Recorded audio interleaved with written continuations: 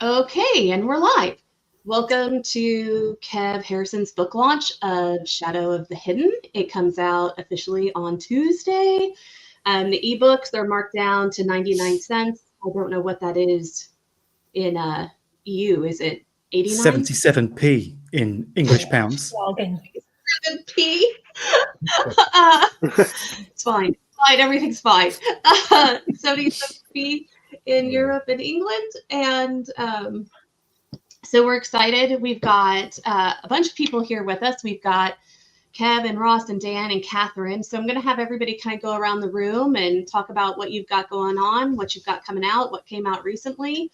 So this is your chance to kind of plug away. Kev, we'll start with you. Okay, so yeah, my name's Kev Harrison. I'm a writer of dark fiction. I've got a couple of novellas out and a collection, but this is my first novel. Don't know if you can see it on there on my Kindle. But yeah, it's Shadow of the Hidden. That's what we're here to talk about mostly today. So yeah, thank you very much to all of you guys for reading it, and for you guys at Bridges Gate for believing in the story. All right, Russ, we'll do you next.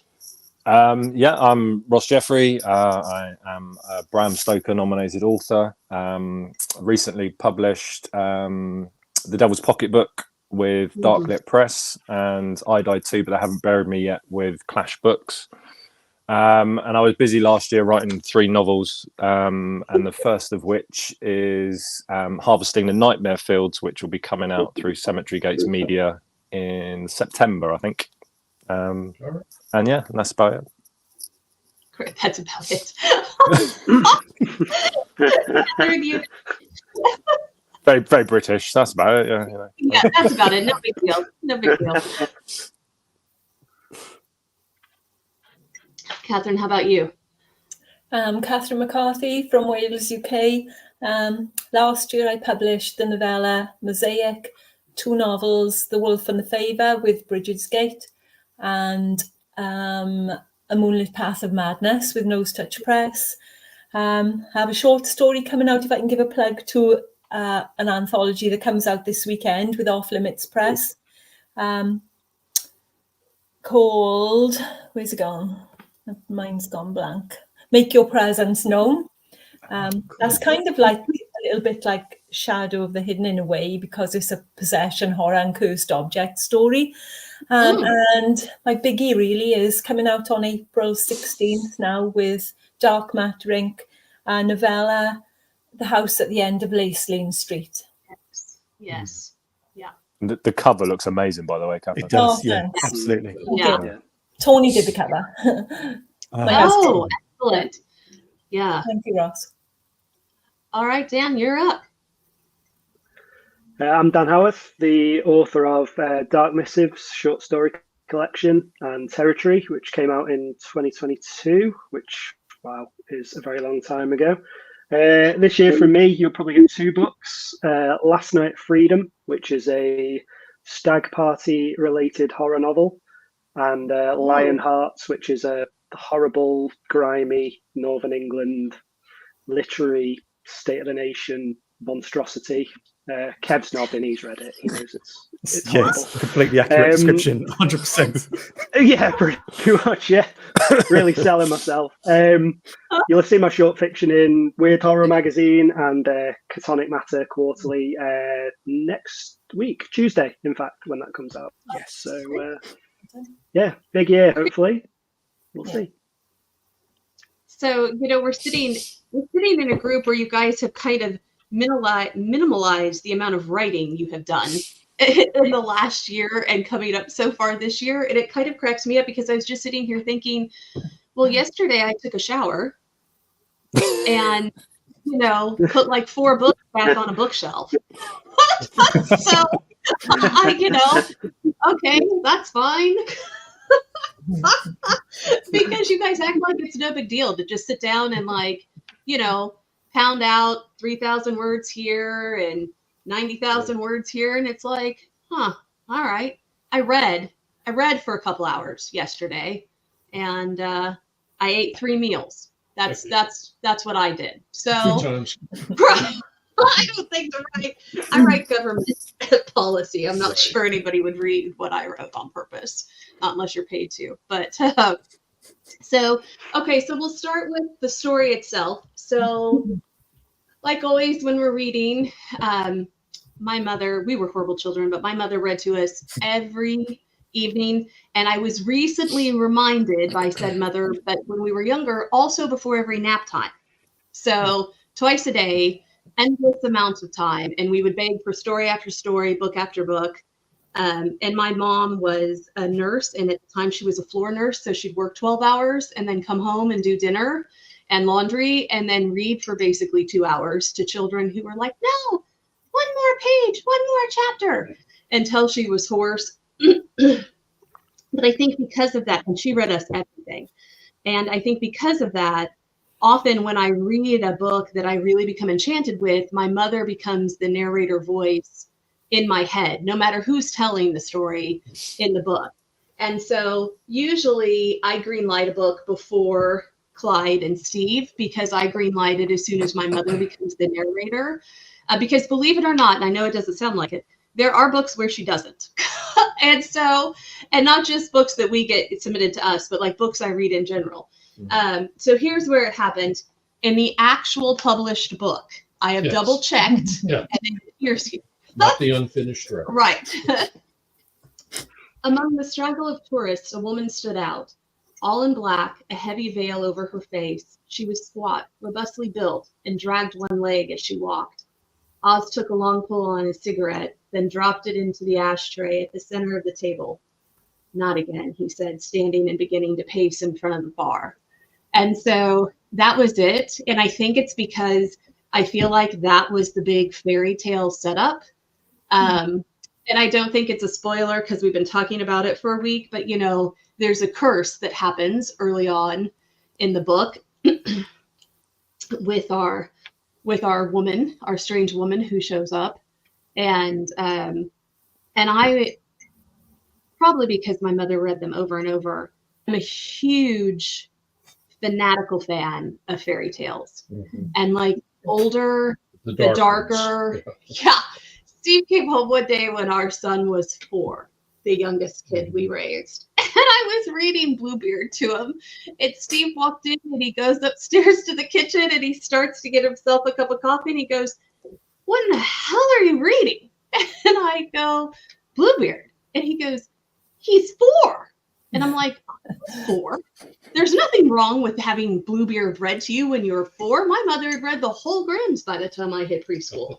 So, the things you learn about each other that you don't know about each other until you have children. And then you're like, oh.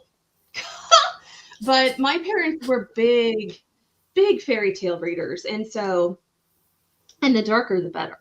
And we read all sorts of fairy tale retelling. So I think that's when my enchantment with this started, because it opens and you're like, okay, we've got 2 friends hanging out. One of them's leaving town. And then you're like, oh, hold on. This is going to be a fairy tale. You know it. If you're familiar with fairy tales, when a woman all dressed in black, dragging a leg behind her, battered shawl, warts in the face, something bad's going to happen. Right. A curse is coming. And the thing I love about human nature the most is these stories have most likely been around for thousands of years, not just the hundreds of years they've been in print. And we act badly every time. Like I said, do you ever get tired of it? Do you ever think, well, at some point as a group, we're going to learn not to treat people who appear homeless badly? And my favorite is when... Don't kick the old gypsy woman out of her house. Let that alone. No, but I think that the truth of it is it's easy to say, I wouldn't behave that way, and then lo and behold, you could behave that way, without even thinking about it. How many times do you cross a homeless person on the street, and it doesn't even register, or drive past them and it doesn't even register? So it's an interesting thing, because I think it's one of those it's one of those tropes that's never not going to be untrue. We're always going to treat the person who shows up who's different badly. Maybe not all of us. I'd like to believe not all of us. Surely not all of us here on the panel. But I do feel like it's an easy thing to fall for, and it's an easy thing to say I wouldn't do it. You know, I'd give her ice cream, or I'd give her, you know, a warm place to stay, you know. But so I want to talk about that. Did you know when you started writing the story, it would start with a curse? Well, yeah, I kind of did, because the bit at the beginning actually really happened when I lived in Turkey. So This is my favorite story. Yeah. What's really weird about it as well is that the old lady was actually dragging her leg, and that, when I started doing all the research into Jinn lore, what I realized is that, like, basically in Jinn lore, and I think this exists in a lot of other folklore as well, is that when they take on a human form to, like, kind of trick people or mess around with people, they can't get the legs right. And so often the legs are either on the wrong way, or like they just don't work properly. And so I didn't know about this at the time, but my friend, obviously, when she put this sort of weird Arabic curse on him, my friend got absolutely freaked out, like the guy in the story. And I suspect that having seen her dragging this leg was probably an extra element of, like, uh-oh, in his mind. Right. So, right. Yeah. Right. Sarah, it's based on a true story up to only, like, about page 11. Then the rest is all imagination. My friend is completely fine. He's fine. But it's interesting. Like, do you know where we put the Kleenexes? Sorry. Nothing's where we have to move chairs around, so nothing's where it should be. But I know when we were talking about the, it should be in the blue card. When we were talking about the story, Kev, to begin with, and you told me it was based on something that you had seen, and I didn't know about the legs, and you must have told Steve, or I don't know how I found out, or maybe I was talking to somebody who was like, well, you know.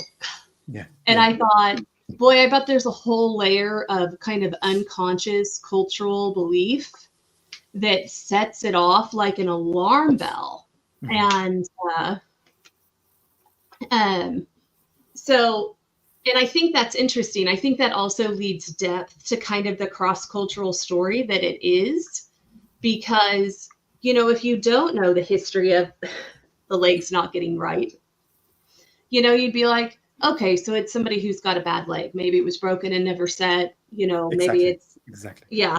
And so, but there's a whole, like, throughout the whole book, there's a very careful kind of multicultural layering. And so if you haven't been exposed to that culture, it kind of gives you an insight that you maybe wouldn't be expecting normally.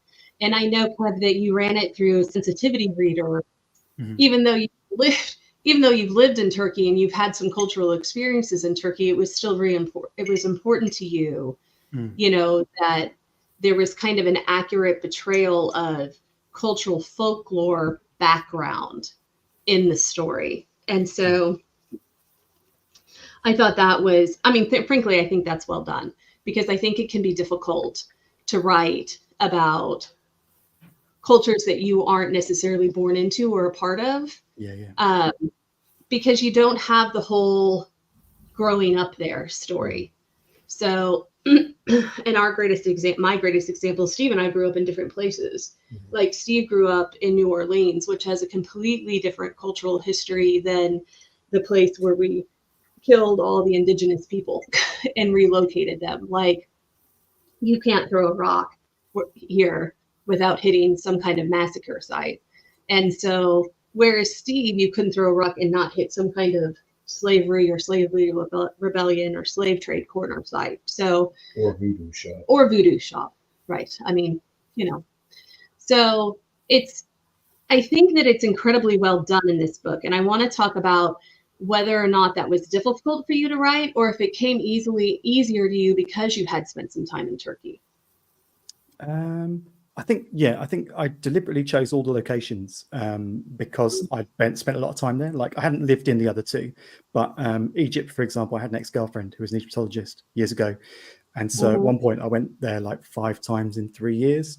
And the first time you go to these places, because, you know, you hear kind of, oh, it's dangerous and stuff, you kind of take extra special precautions. But by the 3rd time I went, I was just like, oh, I'm just going to take the train everywhere and, like, you know, walk around the street by myself and it'll be fine. Like, let's go and have a philosophical conversation with people in the Medina in Aswan about the existence of God or not. This kind of thing, which was really fun. So I knew all the settings, I think, quite well, but it was still important to, you know, think back to like photo journals, I guess, I'd taken on those trips, but also then to look at things on Google Maps and stuff like this and just make sure the ideas that I'm presenting were correct. One thing that really pleased me with this actually was when I gave it to Ross to read, I'd completely forgotten. He had told me previously, but I completely forgot that he has a Turkish brother-in-law.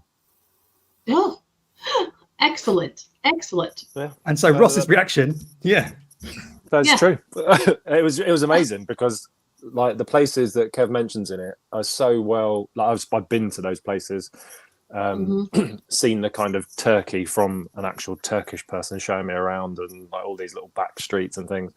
And I loved it so much, the fact that Kev includes like phrases that are used generally, like inshallah and like merhaba and all this kind of stuff. And like reading it, I was like, oh wow, I understand these phrases in the way he's used them because that's how they're used. And it was just such a kind of like honoring the culture as well as the country as well. Like the whole book was brilliant. And then like the towards the end in Kayakoi, like that place is amazing. And like if you've never been to Turkey, go just to see that. Yeah. But like I remember sitting in there's a little place nearby, like I think it's about 100 yards down the road from there, and we went there one evening and sat in tree houses and ate Turkish food overlooking like this abandoned kind of like city. Like it was just incredible. But yeah, Kev's brilliant. I loved it. So when you guys write, if you write about a different place, do you spend a lot of time trying to learn as much as you can about it, or do you stay away from real places in general that you don't have a lot of exposure to? I recently wrote a horror western set in Nebraska. Excuse me. So I spent probably about 6 months kind of researching it. I contacted the Nebraskan Historical Society and asked them to send me photos and maps, and then I got it down to like the time I was doing it in, so like 1896, and said, like, what did the town look like at this point, and I got loads of maps and everything because I've never been there, but like I've got photos, maps, kind of like town censorships, like who was where and what shops were on particular streets and all this kind of stuff. And yeah, I don't know why I love the West, so I was always been drawn to it. So I kind of wanted it to be as kind of original as it could be, and like all the facts were correct, and down to like wildlife and the plant life and all that kind of stuff. I just wanted it to be true because I'm an English person writing about the Wild West. So I was like, I need to make this work. You didn't want an American calling you out on it later. Exactly. Yeah. You know, I had that when I wrote Tome, which is set in an American prison. So I wanted to make sure it was right. Yeah. It's not just about being called out about it though, is it? You know, place is so vital to almost every story. Like, you know, I write a lot about, you know, where I live, the north of England. You know, I live on the Wirral, which is Ramsey Campbell country. So if you've ever read one of his stories, you can imagine what it's like living where I do. But my novella Territory was set in Finland, a place I'd never been. And I think there's no excuse not to put the work in. Yeah, you know, you can't always afford to fly out there, but, you know, Ross talks about getting maps. You know, mine was kind of set in a rural community, which is based on hunting.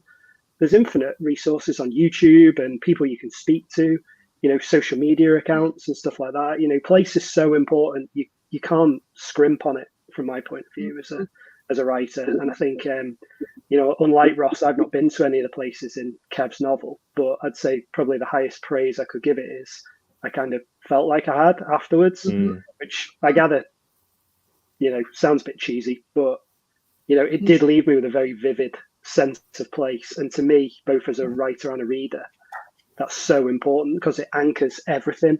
If you think, you know, if you for a minute find a reason to slip out of that story, be it bad dialogue or something wrong with the place, it takes you away from all those important things of the plot, the characters. So yeah, place, you know, can't be overstated in my view, to be honest. And I think Kev absolutely nailed it with this book from my perspective.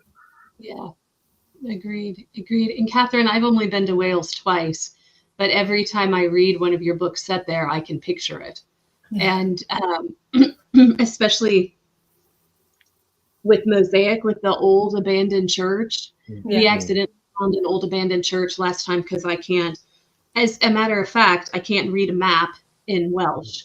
No matter how good my medieval Welsh transcription is, it in fact will not serve you at all on a modern map. And so we were hiking, and I don't even know, thankfully somebody just found us, like somebody who was local, and drove us back into town, because otherwise I think I'd still be living in the middle of nowhere, Wales, probably.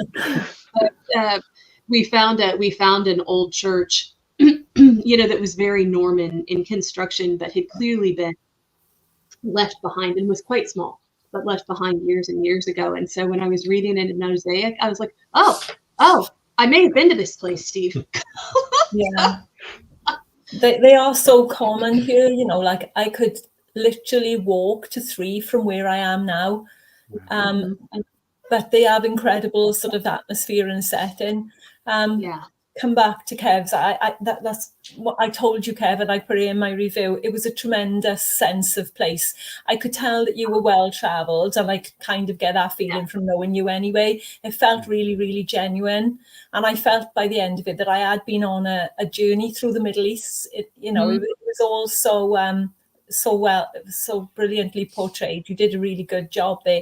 I mean, personally, my longer fiction is set in the UK. I've set short stories elsewhere, and I just do that from if I've got a particular interest in a country or a culture, like the one coming out now with the Off Limits Press anthology that is set in the mountains of Tibet. Because, but like you said, Ross, there, and Jeremy as well, there's no excuse for not doing the research, you know. But I do like to have a change sometimes and set a short story, particularly elsewhere then. Yeah. So Steph had a question about the food, Kev, which I have to, did you see it? I have to agree. Yes. There's a lot of food description. Yeah. So have you eaten all the food that you described, and what was your favorite? I have eaten all the food, I can confirm, and a lot more in all those places. Like, food is kind of like one of my reasons to live. And like my favorite food, probably one of my favorite foods in the world actually is Tunisian food, because it's like all the stuff I love about like Middle Eastern cuisine generally, but with the best sandwiches ever. I'm putting that on record, and a lot more spice than like Morocco and stuff. So yeah, it's fantastic. Yeah, I said to Tony while I was reading it, he was by the side of me at one point, and I said, I'm sure Kev was really hungry when he wrote this novel. I'm always hungry. I'm only hungry when I'm awake. Kev, it's like second only to George R.R. Martin in like Song of Ice and Fire books for making me ravenous. Like every room somebody walks in those books like a banquet. And in yours, I was like, kebabs. I just need some grilled meat like right now, Kev. You're expanding my waistline as I read every line. What you need like is the Hobbit with the second breakfast. The audio book. Yeah, you need an audio book so you can do a drinking game. So every time they have a cup of coffee, you have a shot. Because the amount of times I was like, I could do another coffee now. Yeah. Yeah. It is. I think there's something to it. I wonder, do you write hungry when you're writing food scenes? Because I think they might be better. I know I always do better grocery shopping when I'm hungry. I know most people don't. They're like, oh, you'll buy things you don't need. But if I sit down and write it, I'm like, yeah, okay, now we've got a food plan for the week. So do you write hungry, Kev? You're always hungry? I mean, I kind of say it in jest, but I kind of am always hungry. When I go on trips, honestly, like Anna will say to me, like, she'll be like, what are you doing? And I'm like, I'm looking at the menu for this restaurant. And she's like, we're not going there for like 3 months. And I'm like, I'm making a plan. What the hell? And like, to me, this is normal. So yeah. Right. Probably explains it. The thing is, though, it did give a multi-sensory appeal as well, and I think that's important. You know, I really felt I was there. I could feel the heat, smell the sort of environment, and not just the food. But that it did give an extra sensory element, which worked really well. I think also meals are a really good way to like bring about dialogue, because I think a lot of the time when we have our conversations, especially when you're traveling somewhere, it is kind of around that situation of having a meal. So. I would agree. That is an easy place to put in dialogue. I hadn't really thought about that from a writing standpoint. I don't really write anything other than nonfiction, like how to calculate 30% of somebody's gross net income. But really fascinating stuff.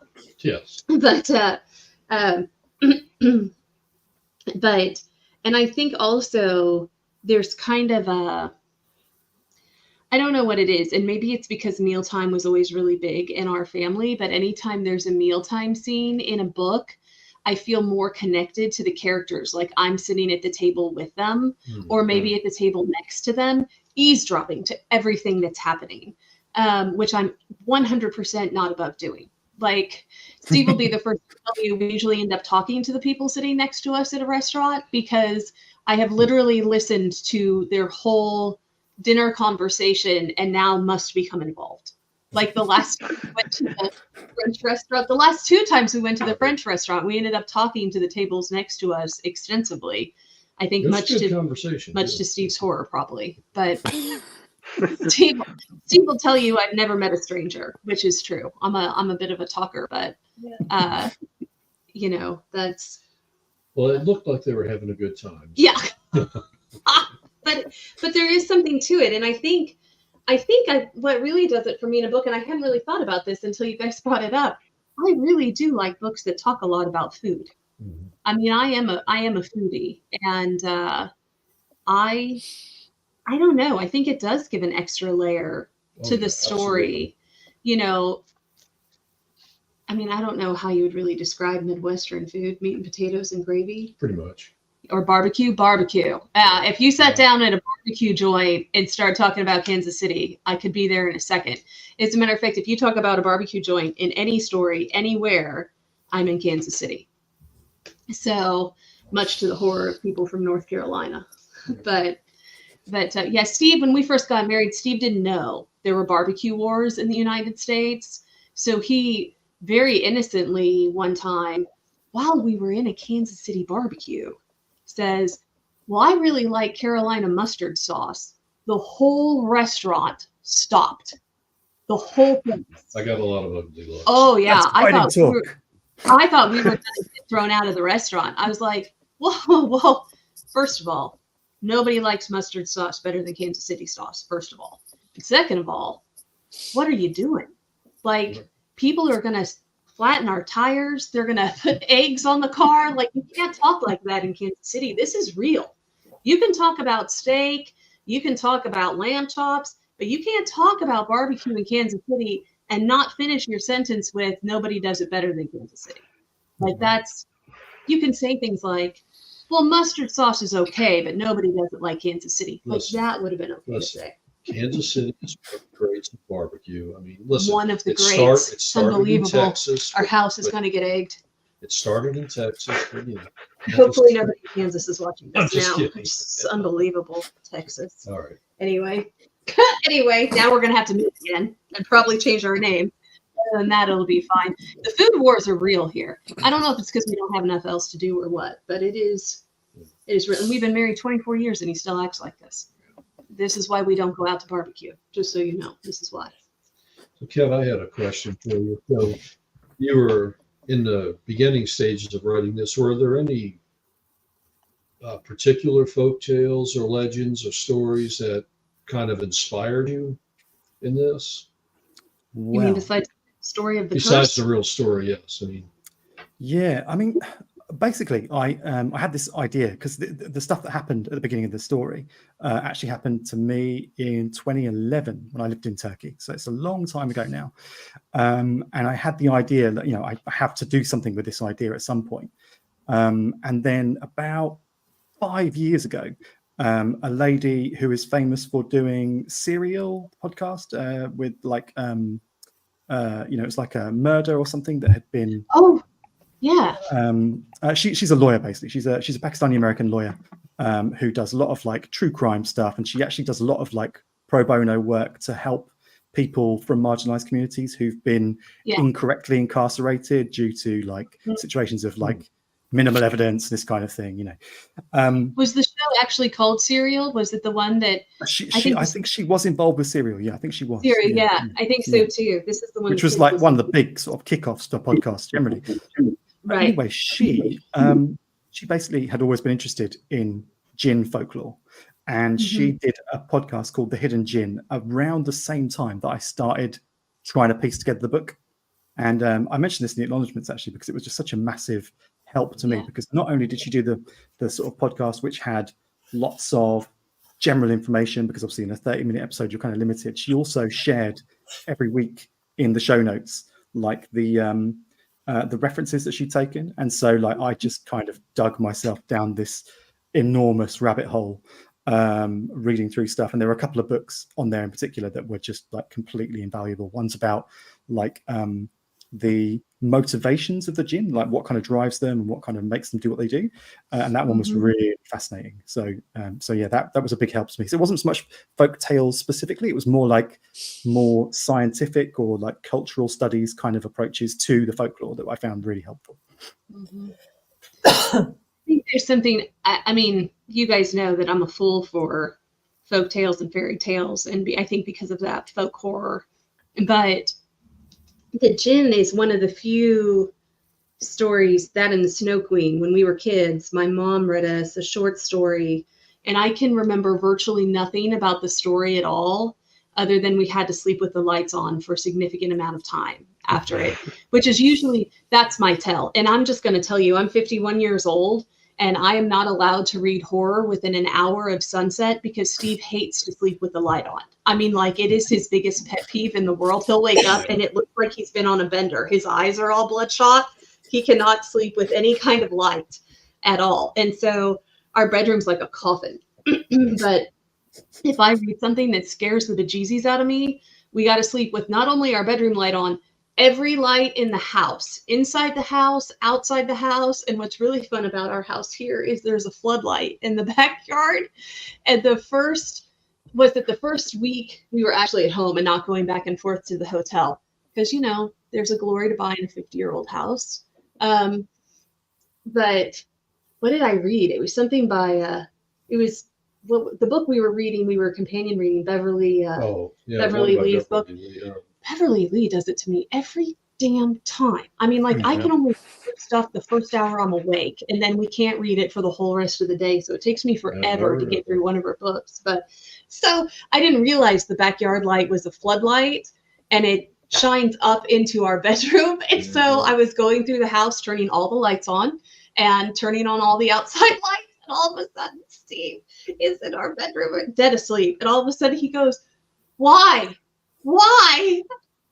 And I go running back there, and our room is like lit up like an airport. And I was like, wow, that's a really powerful light out back. And he's like, Heather, I think it was Beverly Lee, because remember, I got grounded from reading it for a month. He's like, no more Beverly Lee for a month for you. Like, I need you to completely settle yourself down.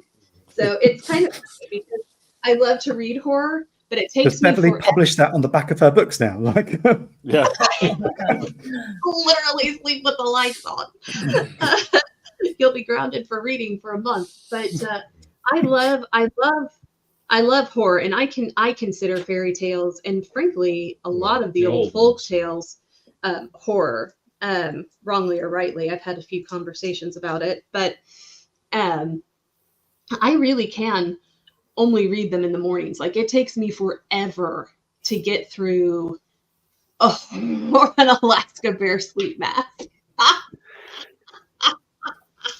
But it takes me forever to get through the first story.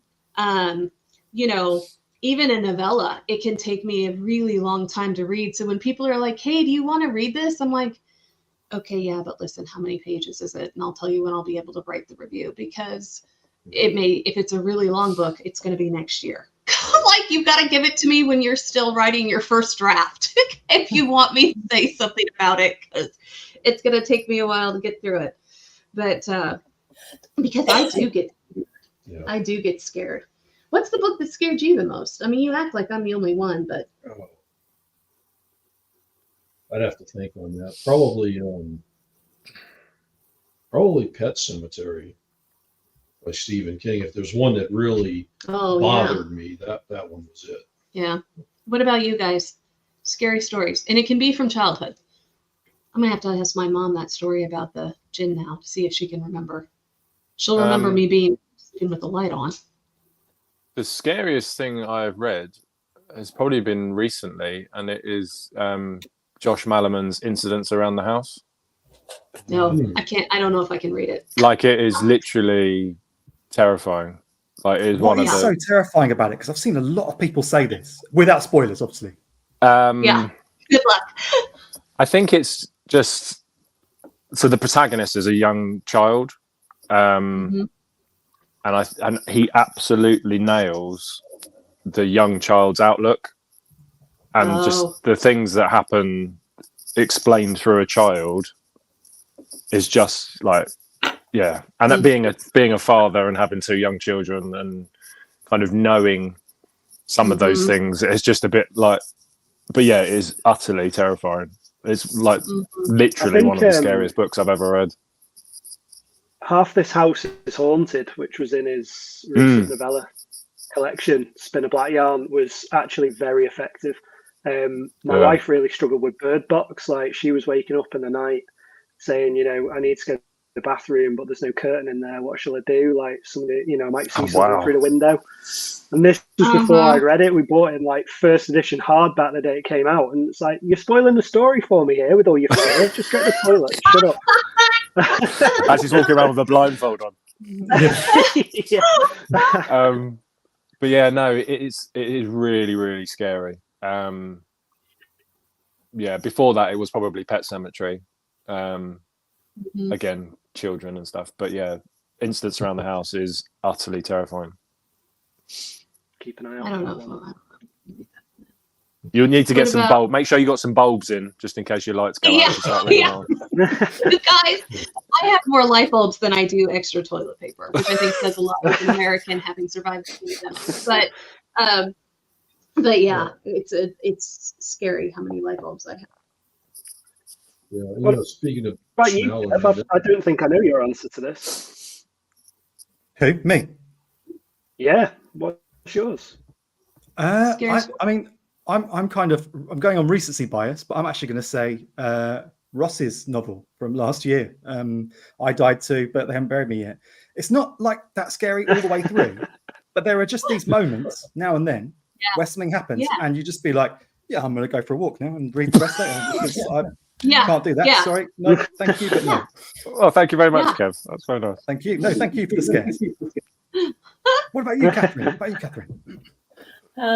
Well, it's really difficult to think when you sort of put on the spot. One that terrified me, I don't know if that's the word. The word really is disturbed me, that I read recently. It's an old story in a Robert Aikman collection, the collection called Hand in Mine. And the story is The Hospice. It's one of his more well-known ones, just really disturbing. I think for me, it's less about gore or jump scare.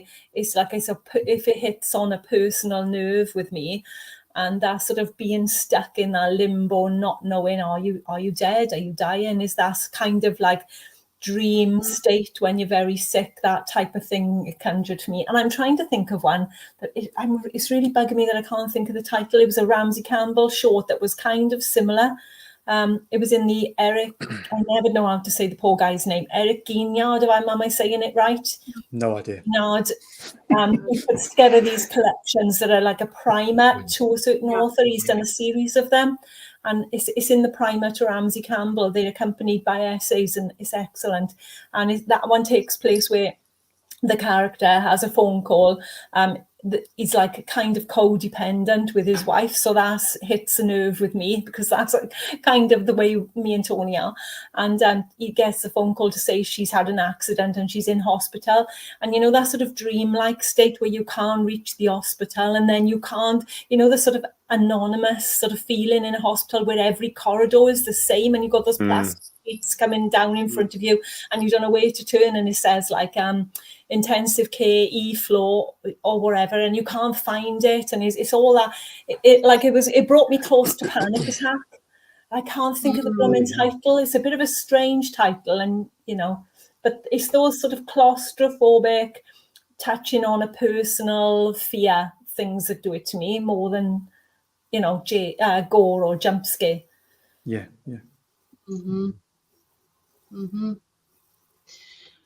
Well, I think that, hold on, squirrel brain. It's gonna come. Oh, it's Eric Gwynward. Eric Gwynward. Right. At least that's how we've always said it, and I've said it to his face, so I hope that's right.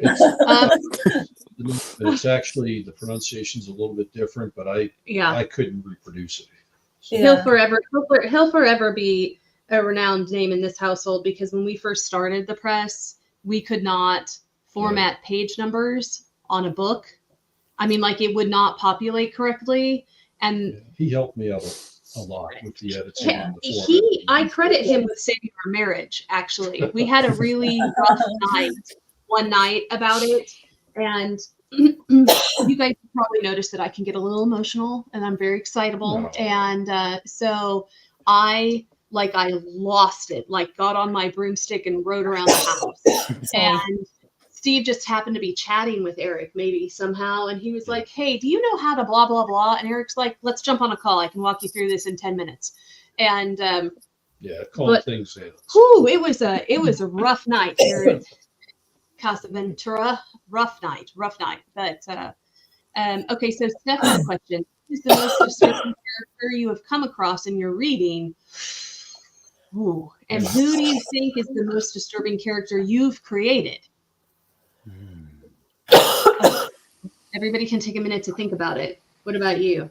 Most disturbing character you've read? You know, you always come up with your best answers like tomorrow. So every once in a while, I want to go back onto one of these and like make a bunch of comments. Like, actually, I'd like my answer to be this. I'm sure there have been ones worse than this, but one that pops into mind right off the bat, and it's from one of Stephen King's collections.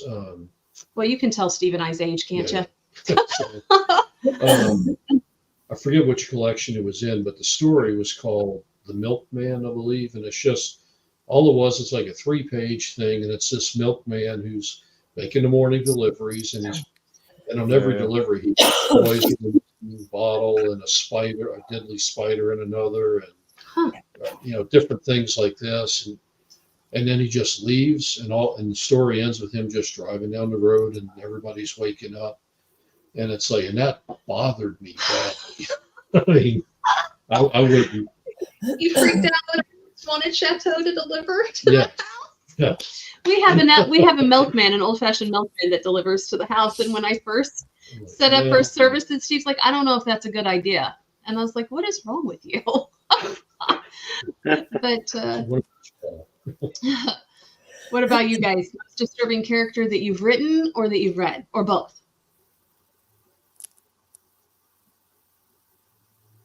Just trying to think. I've written a lot of disturbing characters. I think Klein was probably my favourite one I wrote from my Juniper books. And I think he kind of also hit a chord with readers, because there were some readers that said they'd love to chuck him out the top of the building run down Right. and watch him hit the bottom. So that's quite good. Yeah, good. I just like review. I do like writing just horrible characters. I'm just trying to think of. Yeah, I'm struggling. I've got to one think from of... my reading actually. You were saying about Beverly Lee before. In her novel, The House of Little Bones, there is this thing. I can't remember exactly the name of the character. Is it the Crow Witch or something, or the Bone Witch? I can't remember. Bone Witch. Oh, Bone Witch is it? Might be the Bone Witch. Yeah. But it wasn't in the book that much, and I think this is what made it so effective. Like, because when it appeared in these few times, I just found it so just unsettling and just really disturbing. So yeah, for me, that was one of the scariest characters I've read, definitely. Is that the one with the house out by the lake?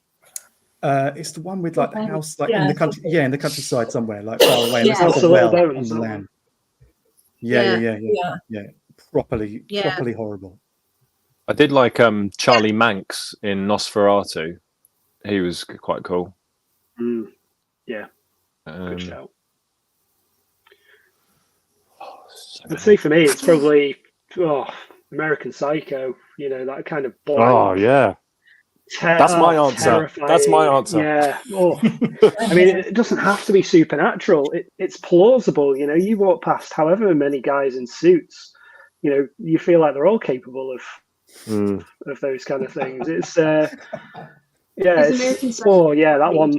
That one leaves me very, very cold, I must admit, in a horrible way.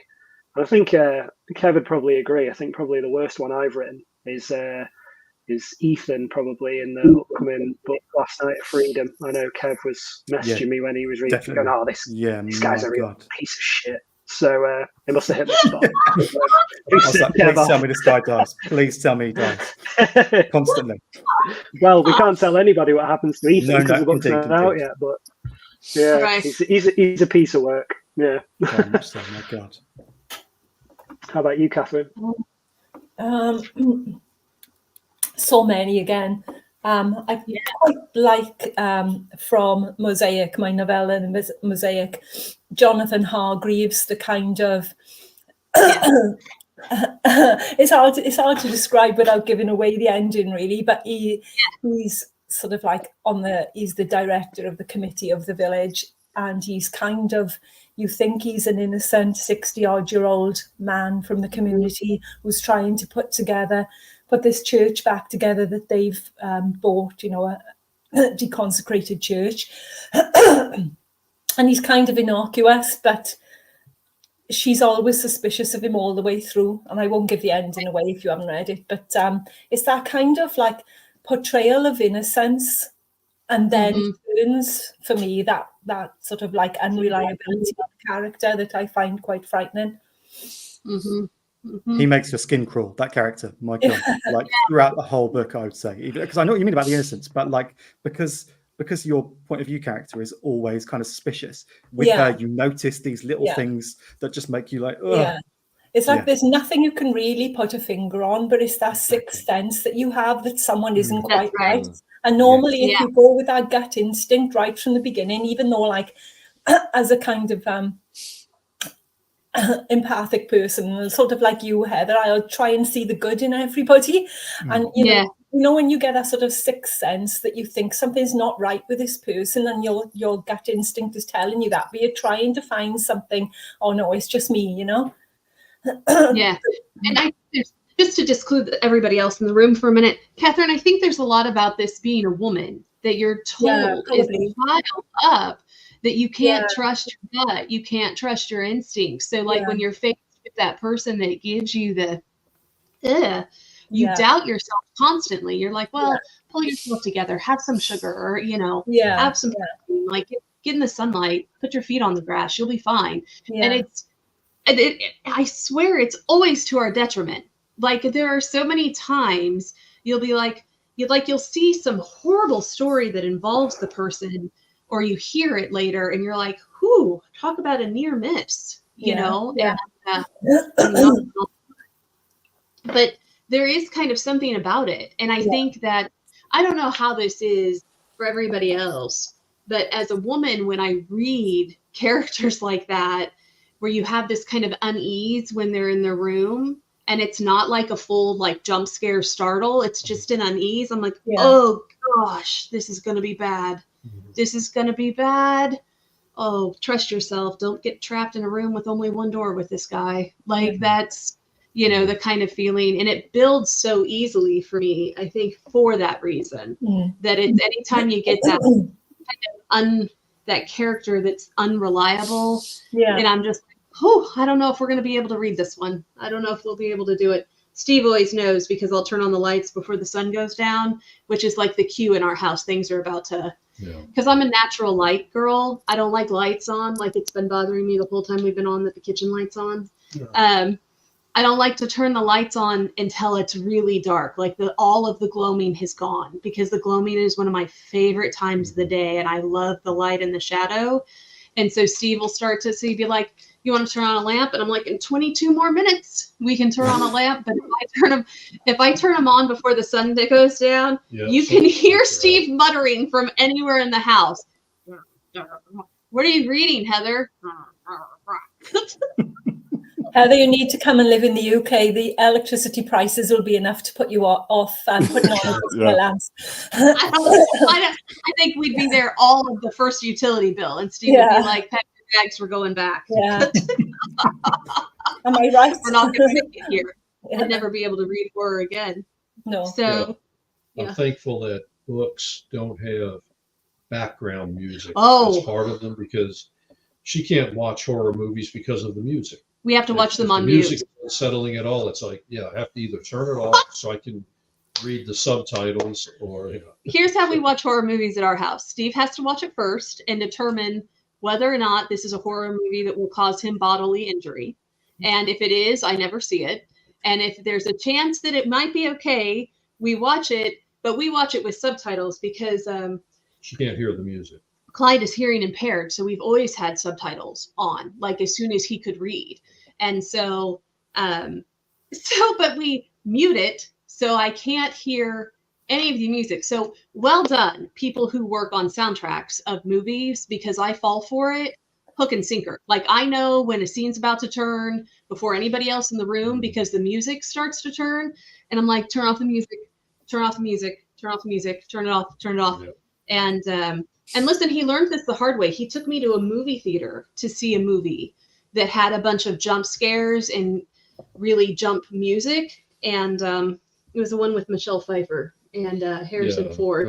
But What Lies Beneath? Yeah.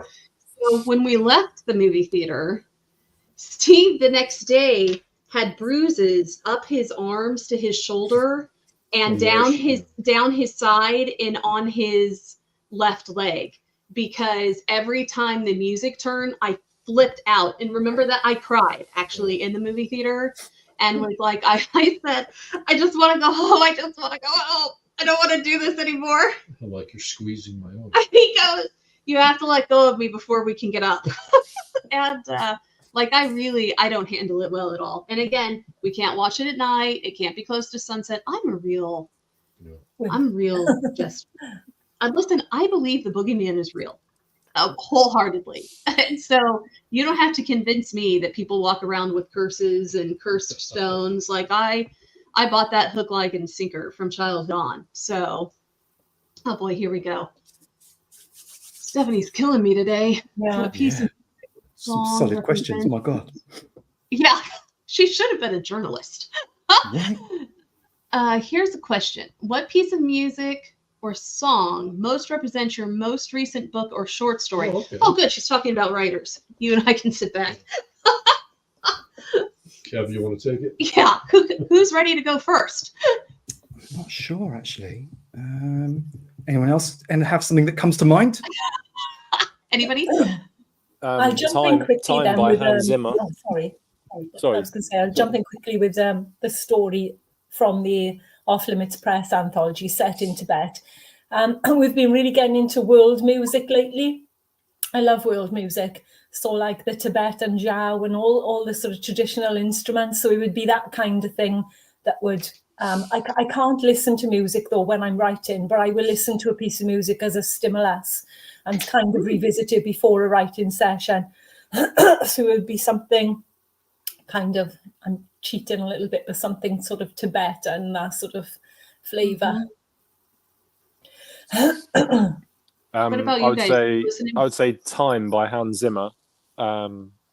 Just how that builds is kind of like the current book I've been writing. So Metamorphosis it's called. But also, because I only listen to soundtracks that have no words when I'm writing. But this one in particular has lots of Fleetwood Mac references. So it's a bit of Fleetwood Mac horror. And Interesting. I've been writing it too, and then like I can't wait because I'm thinking I'm doing something quite different. Is that I don't know. I don't even know if it's possible with an audiobook, but with a what's it called, ebook, to have music links so it can play music as you're reading. I don't know, but I think it would be quite cool. Yeah, you can put a playlist, Spotify playlist together, and then put the link to it in like the beginning of the book or the beginning of the chapter. I've actually read a book that did that. One of the fantasy books I read a couple of years ago did that. It's the first time I'd ever seen it, but it was an ebook that I was reading. So that's kind of what I want to try and do with it, because it's mentioned throughout, and it's like all of Fleetwood Mac, so not like old Fleetwood Mac and new stuff, and it's just this woman's kind of playlist as she does some undesirable things. Yeah. Very fun. Very fun. Trent Reznor is a kind of constant for me, really, whether it's kind of Nine Inch Nails instrumental type stuff or not. But it has to be before I write. I can't have any sound while it's happening, really. It just doesn't agree with me, even if I'm trying to block out annoying people in the library or wherever I'm writing. Music just does not work. If I'm listening, it's like my hands don't work on the keyboard. There's something wrong with me. So bit of Trent in some form before I get going, and then I think we're good to go. Yeah, he does the job. I saw. We watched what was it, True Detective, the other day, like the newest one. And Jodie Foster was listening to white noise, like while she was doing work, and I was like, that would just be so annoying. Like, imagine that in your head. But then she was doing it and she was working, and I was just like, some people probably do that. I was like, madness. Yeah. I listen to a lot of like instrumental post rock and post metal when I'm writing. So like this week I've been listening to there was a new album, and it's been helping my writing a lot, by a band. I can't remember their name, but I'm gonna find it. He says, and then fails to find it. Oh no. Was it good? Hope it's going to be a good reveal. This one, Kev. Come on. It's definitely not McFly. Pressure's on. Not I'll find it in a bit and let you know. Backstreet Boys. Yeah, all that stuff. All that stuff is well up my playlist, mate. Yeah. So I have to tell you, is it The Exorcist that has that creepy music? We were someplace. I think it's The Exorcist. Okay, I'm going to date myself. It's either The Exorcist or Rosemary's Baby. But one of them has a piece of music, and we were out somewhere, like in a store, and it came on. You know how stores have background music on? It came on in the background, and I was like, hold on. We can't be in this store anymore. Where were we? Was it the grocery store? I don't remember this. Or a pharmacy? It was someplace really weird when it happened, and I was like, hang on. I know this music, and this is unsafe music. So I think we have to leave. But I don't know. And it took me a while to come up. I think it was The Exorcist. It could have been, But it was I think we were at the mall. It was the weirdest. You guys, you can't turn horror movie music into Muzak. Like, we've got to draw a line somewhere about the stuff we play in the background of a restaurant. It was a restaurant. Okay. It was a restaurant. And I was like, we get the check. We can't stay here if they're playing The Exorcist in the background. Like, that's not you know, it's going to be dark soon. We've got to drive home in the dark, and we're old and we don't do it well. Like, we can't do that while The Exorcist is in the back of my head. We'll never make it. Who would think that? Like, you know, it's like getting into a lift or something and having like some sort of horror Yeah. movie. Why? Like, why? The Shining soundtrack. Yeah. The Shining soundtrack when you're checking into your hotel. Forget it. We're never going to do it. We're never going to do it. Yeah, That just would go be- to a place down the road. That would be my sisters. My sisters be any music that played during The Shining. Have I told you guys the story? My mom, when we were younger, we took like a 4-day vacation to Estes Park and stayed at the Stanley, and my mom booked us in the Stephen King room and read us The Shining. And so like we would go out hiking. We would go out to the restaurant, the big pancake restaurant that's still there, whose name I can never remember, and it's a shame because I should plug them. But they have the pancakes that are like bigger than your head, in town. And we would go and eat breakfast there. Then we'd walk around the national park or go canoeing or, you know, walk around town. And then we'd go back to the hotel. We'd read. Back then they had an outdoor place where the deer would come up right to the front of the hotel. Now there's a creepy maze that I won't go in, but we'd read outside, then we'd eat lunch, then we'd go upstairs and read in the room, then we'd go eat dinner at the steakhouse at the Stanley, and then we'd go in and read well into the night. And my sister was young and perhaps maybe too young to have been read The Shining, but she went to go to the bathroom one night. It was like 10 o'clock at night. She went to go to the bathroom, and we had just done the bathroom scene in The Shining, and the bathroom is exactly the same. Like, the hotel kept it the same, like it is in the book. So she flips on the light and realizes that it's the same as the book and comes running out of the bathroom. And she and I had to put on real clothes and go down and use the lobby bathroom because she refused to use the bathroom in our room the whole rest of the trip. The whole rest of the trip. We always had to, and because I was the big sister, I had to go with her. Yeah. So mom got 10 minutes of rest while we stomped down to the lobby to use the lobby bathroom and stomp back up because she was too terrified to use the Stephen King bathroom. But that was funny. I'll never forget it. Neither will she. Probably neither will my mother. But I don't think she's ever seen The Shining because of it. Like, anytime anything comes on about The Shining, she's like, no way. And she loves horror books. She reads them all the time, but she won't read The Shining again. Yeah. She was just rereading, the one that's got Children of the Corn, because we were relieving the corn, the corn gas station story. Guys, it's serious here in the Midwest. I don't know what the crop is where you guys are, but here in the Midwest, the thing you don't jack around with is a cornfield. So any horror story that involves a cornfield hits me in my gut. Jerry Roth. And they're scary enough. Yeah. Jerry Roth wrote a short story in the book that we published, his collection that we published, Throwing Shadows. There's a story about, there's a corn farm. And that was it for me. I read that story and I was like, well, I will not be able to read the rest of these probably. Like, I can't. It's for real here. Like, if you grow up anywhere near a cornfield, the first thing they tell you is when the corn gets taller than you, you don't go in anymore. Like, there are all sorts of stories in corn country where children are lost for all night in a cornfield. Because if it's a huge, guys, this is the Midwest. So these aren't 100-acre farms. These are 1,000-acre farms. You have thousands of acres of corn with, corn rows, sure, but kids just get, everybody knows. Even city kids. I was a city kid growing up, and even I know you didn't get in the corn if it was taller than you. Like, you don't jack around with the corn. There's a reason why you don't. Yeah. Yeah. So, yeah, it's funny. So what should we, Heather, there's a cornfield behind your house. I wouldn't do it, man. There was corn across the street from us out when we lived in the country in Bucyrus. We lived on a cattle ranch, and it was like 40 acres, but boy, every time the corn got mature, I was like, close the blinds at night. You don't know what's in the corn. But, okay, how do we want to wrap up today? What do you guys want to wrap up with? Can I say that one thing that really shone through for me was the sense of friendship between Oz and Seb.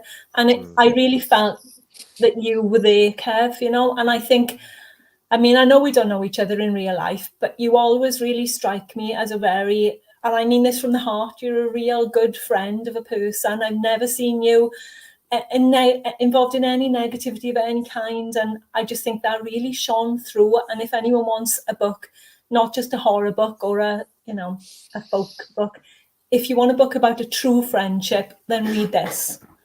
Oh, thanks so Agreed. much. I feel the same way. It's kind of weird that we haven't met actually. Like, it's Yeah, actually, I know. because I feel like I know you so well. Yeah. Yeah, I do. I think I'm glad you brought that up, Catherine, because that's the one thing I did want to talk about today, and we're kind of out of time. But the thing that really struck me about the book more than anything is its friendship element, because it is so strong. And if you've ever had a friendship like this, it'll strike a chord in you, I think, that's hard to shake. And I think this is one of the things that sometimes can be hard to remember, because friendships can be so easily taken for granted, because they're always there, they're always around. And sometimes we forget that you've got to feed them all the time to keep them alive. But the other thing I think sometimes we forget is if you have a really strong bond with someone, you can call them anytime. Like it could be 3 years since you've talked to somebody, and they could be on the other end of your phone one day and you would get on a plane tomorrow. Like, that's the thing about the bond in this book, is because there's some hellscaping in this book. And, it's kind of almost like the adult version of the coming of age bond, that you get in some of the scary stories, the coming of age stories. I'm trying to think of the one. What's the one that the kids watched all the time? Was it Stand By Me? Stand By Me. Yeah. Like there are these stories where like all these, it's a tight kin of friendship, but it started when they were 12 or 14. Yeah. And this one is like the adult friendship that is deeply bonded in adult, stupid stuff, like racing a train, like adult stuff, like people have families, you're paying your bills, you're trying to run your business, right. And it's, the thing about it is that in your lifetime, you'll have friends that you would literally go to hell with, to get everybody back to the other side. And that's one of the things in this book that it reminds me very much of. And I think maybe one of the things that really struck me was I had a friend who passed away. She had MS, and but she and I were thick as thieves. And when you guys hear us talk about children, we only have one biological child, but we raised 5 because her children were young when she passed away. And so they were young when she was diagnosed. And so we were very intricately laced together. But I thought about her a lot reading this book, because my grandmother used to joke she was always glad that when one of us had gasoline, the other one forgot the matches, because if we ever came to the party with both, we would raise the whole town. But that's the kind of person, like that's the friendship this reminds me of, is the person you would without question show up with gasoline with, like, well, all right then. Okay, so there's a djinn. All right. So there's a curse. All right. Well, all right. Let's figure it out then. So it's a big deal in the book, and I think it's one of the cornerstones of the book. Yeah. So if you're looking for a creepy story with a little bit of hellscape, that's got really tight friendships, this is the book. Because it is really, you have that friend in a lifetime for sure, sometimes more. But if you have that friend in your life now, you'll recognize the bond in this book. So thanks very much. And thank you to my fantastic friends and fantastic writers, all 3 of you, for being here today. I really appreciate it. Yeah. Well, Kev, is there anything you'd like to say to all the readers before we wrap up? Not really. Just thanks to everybody who's come along. Thanks for awesome questions and comments. And I really hope that when people pick up Shadow, they get something out of it. And Kev, this is your debut novel, isn't that right? Debut novel, first novel. Debut novel, yeah. Going for the Stoker next year, yeah? We'll see about that. Yeah, you are. Kev, you're going to be stateside soon, aren't you? I'm going, in beginning of April, I'm going across for AuthorCon. I'm going to be hanging out with the wonderful Mike Clark. We're going to be sharing a room. I'm sorry for the smell of my feet, Mike. Sorry about that, mate. But yeah, we're sharing a table together at the festival and stuff as well. So I'm really looking forward to meeting some people in real life. It's going to be amazing. Yeah. So he'll be in Virginia, in Williamsburg. Exactly. I'm going to learn lots of things about the Civil War and craft beer. Craft beer. Results. Yeah. Well, Well, now you're coming to the right place. yeah, Do not eat the barbecue in Virginia, Kev. it's good my stuff. God. Don't listen to it. What have you started, Kev? Yeah, don't do it. If you do it, don't tell me, Kev. Okay. Don't you dare come over here and eat a barbecue other than Kansas City. But all right, well, you guys have a fantastic evening or You day, too. depending on where you are. And congratulations, Kev. The book will be on sale for the rest of this week, so you'll be able to pick it up for under $1. And the paperback will be out. Well, they'll all drop on Tuesday. Right. Yeah, everything it drops on Tuesday, so you'll be able to get your copy then. But thanks for Fabulous. joining us, everyone. I really appreciate it, and see you guys next time. Thanks so All much. the best. Bye. Thank you. Bye. Bye. Bye. All right. Cheers, All you guys. That's all right. All the best, Kev, and Yeah. good to meet you, everybody. See you Yeah. soon. See you soon. Bye. That's it, guys. Yeah, and Cheers. you. Bye-bye. Take care. See you later, Kev. See ya. Mate.